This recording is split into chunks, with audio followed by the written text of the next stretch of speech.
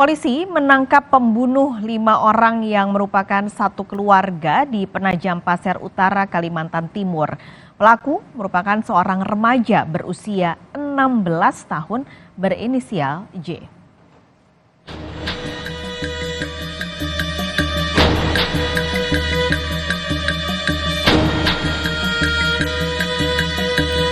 Pemuda berusia 16 tahun menjadi otak pembunuhan 5 orang yang merupakan satu keluarga di Penajam Pasir Utara, Kalimantan Timur. Pelaku diduga nekat membunuh satu keluarga karena dendam akibat percecokan antar tetangga. Terakhir, pelaku emosi karena helm yang dipinjam korban belum dikembalikan selama 3 hari. Kapolres Kabupaten Penajam Pasir Utara, AKBP Supriyanto menyebut, pelaku mengonsumsi minuman keras sebelum menjalankan aksinya. Pelaku kemudian mendatangi rumah korban dan mematikan listrik rumah. Kepala keluarga Waluyo menjadi korban pertama yang dibunuh dengan menggunakan senjata tajam.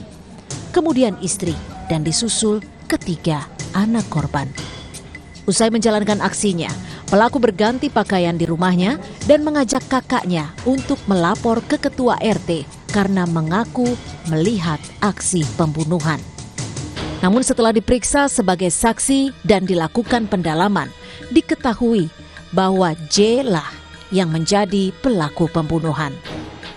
Dendam karena percekcokan antara tetangga satu bersebelahan dari hal-hal yang kecil, mulai dari permasalahan ayam, permasalahan terakhir kemarin masalah korban meminjam helm belum dikembalikan selama 3 hari.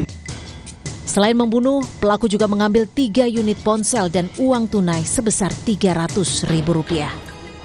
Saat ini penyidikan masih terus dilakukan polisi, termasuk memeriksa kejiwaan pelaku. Tim Liputan, Kompas TV.